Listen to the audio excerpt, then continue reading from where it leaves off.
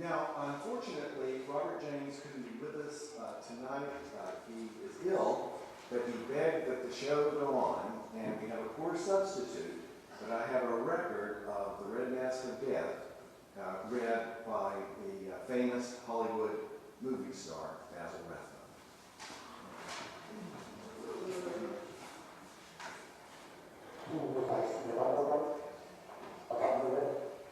And all the way along, I mean, one perfect winter.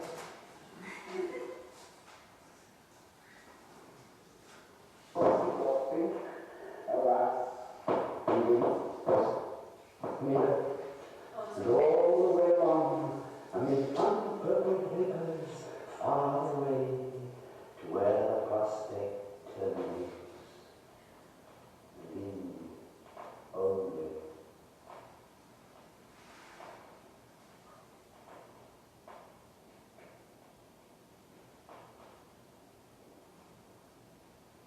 The Red Death had long devastated the country. No pestilence had ever been so fatal or so hideous. Blood was its avatar and its seal. The redness and the horror of blood. There was sharp pain and sudden dizziness, and then profuse bleeding of the pores with dissolution. The scarlet stains upon the body, and especially upon the face of the victim, were the pest ban, which shut him out from the aid and from the sympathy of his fellow men. And the whole seizure, progress, and termination of the disease were the incidents of half an hour. But the Prince Prospero was happy and dauntless and sagacious. And when his dominions were half depopulated, he summoned to his presence 1,000 hale and light-hearted friends from among the knights and dames of his court, and these retired to the deep seclusion of one of his castellated abbeys. This was an extensive and magnificent structure, the creation of the prince's own eccentric yet august taste. A strong and lofty wall girded it in. This wall had gates of iron. The courtiers, having entered, brought furnaces and massy hammers and whirlwinds of boats. They resolved to leave means neither of ingress nor egress to the sudden impulses of despair or of frenzy from within. The abbey was amply provisioned. With such precautions, the courtiers might give defiance to contagion. The external world could take care of itself. In the meantime, it was folly to grieve or to think. The prince had provided all the appliances of pleasure. There were buffoons, there were improvisatori, there were ballet dancers, there were musicians, there was beauty, there was wine. All these and security were within. Without was the Red Death.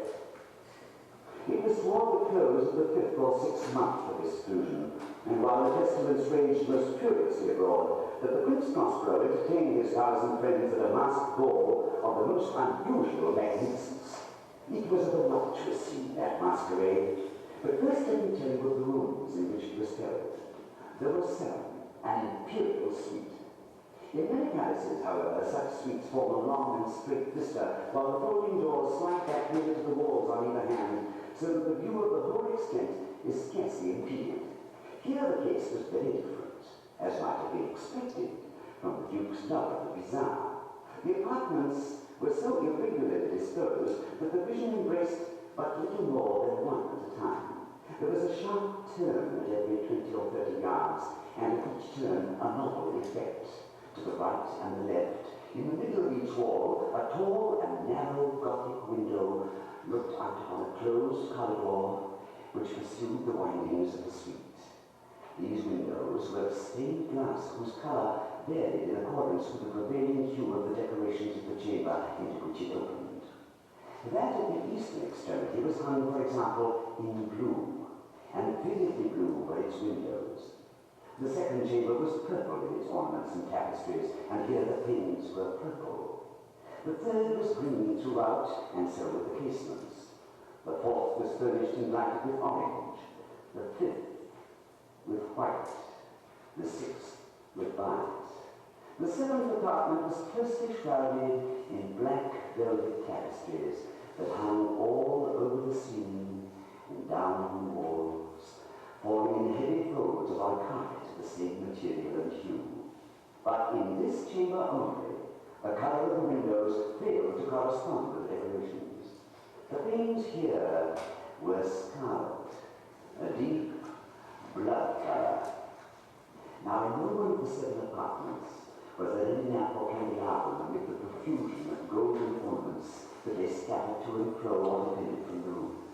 There was no light of any kind emanating from lamp or candle within the suite chambers.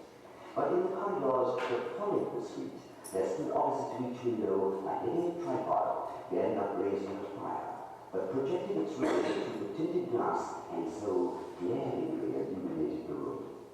And thus were produced a multitude of gaudy and fantastic appearances. And in the western or black chamber, the effect of the firelight that streamed upon the dark hangings through the blood-tinted panes was ghastly in the extreme, and produced so wild a look on the countenances of those who entered that there were few of the company bold enough to set foot within its precincts at all. It was in this apartment also that there stood against the western wall a gigantic clock of ebony. Its pendulum swung to and fro with a dull, heavy, monotonous clang. And when the minute hand made the circuit of the place and the hour was to be stricken, there came from the brazen lungs of the clock a sound which was clear and loud and deep and exceedingly musical. And there was so peculiar a note and emphasis that at each lapse of an hour, the musicians of the orchestra were constrained to pause momentarily in their performance to hearken to the sound. And thus the waltzers perforce ceased their evolutions, and there was a great disconcert of the whole gay company. And while the chimes of the clock yet rang, it was observed that the giddiest grew pale, and the more aged and sedate passed their hands over their brows, as if in confused reverie or meditation. But when the echoes had fully ceased, a light laughter at once pervaded the assembly. The musicians looked at each other and smiled as if at their own nervousness and folly, and made whispering rounds each to the other, that the next chiming of the clock should produce in them no similar emotion. And then after the lapse of 60 minutes, which embraced 3,600 seconds of the time that flies, there came yet another chiming of the clock, and then there were the same disconcerts and pregnancy and meditation as before. But in spite of these things, it was a gay and magnificent revel. The tastes of the Duke were peculiar. He had a fine eye for colours and effects. He disregarded the decor of mere fashion. His plans were bold and fiery, and his conceptions glowed with barbaric lustre. There are some who would have thought him mad. His followers felt that he was not. It was necessary to hear and see and touch him to be sure that he was not. He had directed in great part the movable embellishments of the 7 chambers upon occasion of this great fete, and it was his own guiding taste which had given character to the masqueraders. Be sure they were grotesque. There were much glare and glitter and piquancy and phantasm, much of what has been since seen in Allan. There were arabesque figures with unsuited limbs and appointments. There were delirious fancies such as madman fashions. There were much of the beautiful, much of the wanton, much of the bizarre, something of the terrible, and not a little of that which might have excited disgust. To and fro in the 7 chambers there stalked, in fact, a multitude of dreams.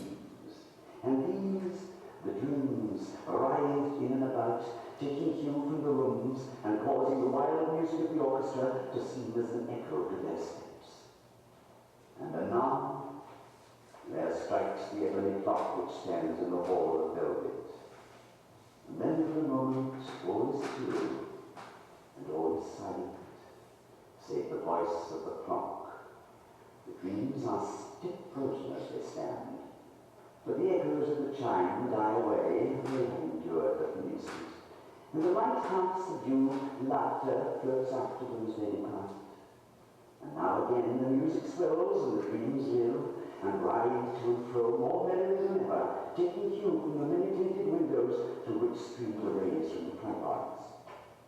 But the chamber which lies most westwardly of the 7, there are now none of the maskers who venture, for the night is waning away, and there flows a ruddier light through the blood-coloured panes, in the blackness of the sable drapery of palls, and to him whose foot falls there comes from the near top of ebony a muffled peal more solemnly emphatic than any which reaches their ears who indulge in the more remote gaieties of the other apartments. But these other apartments were densely crowded, and women beat feverishly the heart of life, and the revel went wearily on until at length there commenced the sounding of midnight upon the clock. And then the music ceased, as I have told, and the evolutions of the waltzers were quieted, and there was an uneasy cessation of all things as before. But now there were 12 strokes to be sounded by the bell of the clock, and thus it happened, perhaps, that more of thought crept with more of time into the meditations of the thoughtful among those who revelled. And thus too it happened, perhaps, that before the last echoes of the last chime had utterly sunk into silence, there were many individuals in the crowd who had found leisure to become aware of the presence of a masked figure which had arrested the attention of no single individual before. And the rumour of this new presence having spread itself whisperingly around, there arose at length from the whole company a buzz or murmur expressive of disapprobation and surprise, then finally of terror, of horror, and of disgust. In an assembly of phantasms such as I have painted, it may well be supposed that no ordinary appearance could have excited such sensation. In truth, the masquerade license of the night was merely unlimited, but the figure in question had out-headed Herod, and gone beyond the bounds of even the prince's indefinite decorum. There are chords in the hearts of the most reckless which cannot be touched without emotion. Even with the utterly lost, to whom life and death are equally jests, there are matters of which no jest can be made. The whole company, indeed, seemed now deeply to feel that in the costume and bearing of the stranger neither wit nor propriety existed. The figure was tall and gaunt, and shrouded from head to foot in the habiliments of the grave. The mask, which concealed the visage, was made so nearly to resemble the countenance of a stiffened corpse that the closest scrutiny must have had difficulty in detecting the cheat. And yet all this might have been endured, if not approved, by the mad revelers around. But the man had gone so far as to assume the type of the Red Death. His vesture was dabbled in blood, and his broad brow, with all the features of the face, was besprinkled with the scarlet horror. When the eyes of Prince Prospero fell upon this spectral image, which with a slow and solemn movement, as if more fully to sustain its role, stalked to and fro among the waltzers, he was seated convulsed in the first moment with a strong shudder, either of terror or distaste, but in the next his brow reddened with rage. "Who dares," he demanded hoarsely of the courtiers who stood near him, "who dares insult us with this blasphemous mockery? Seize him and unmask him, that we may know whom we have to hang at sunrise from the battlements."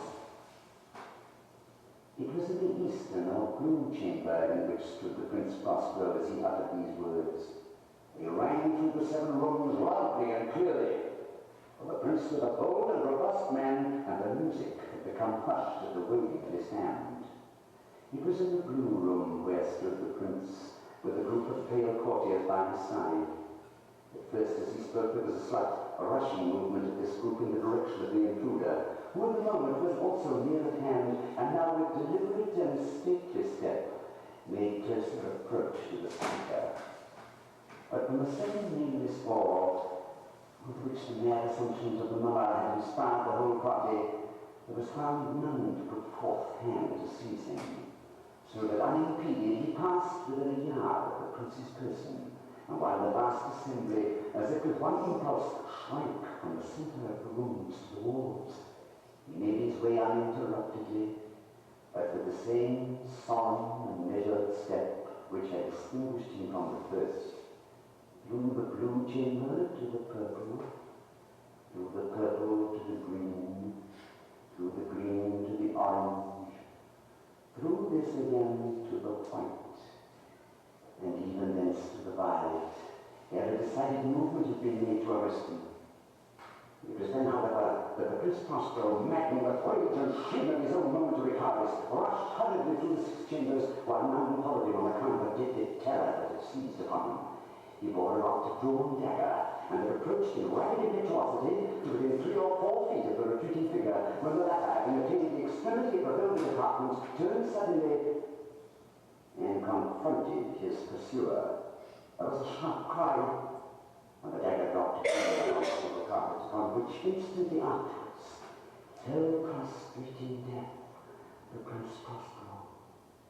And summoning the wild courage of despair, a throng of rebels at once threw themselves into the back apartment, and seizing the monarch, whose tall figure stood erect and motionless within the shadow of the ebony clock, gasped in unutterable horror at finding the grave cerements and corpse-like mask which they handled with so violent a rudeness, untended by any tangible form.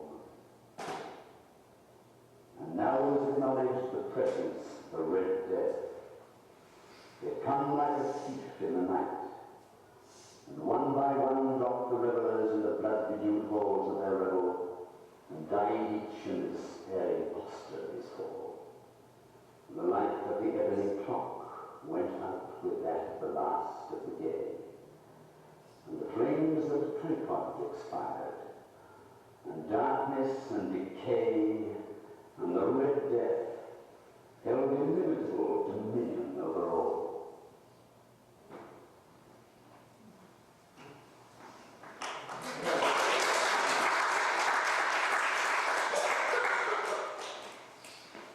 Basil appreciates it.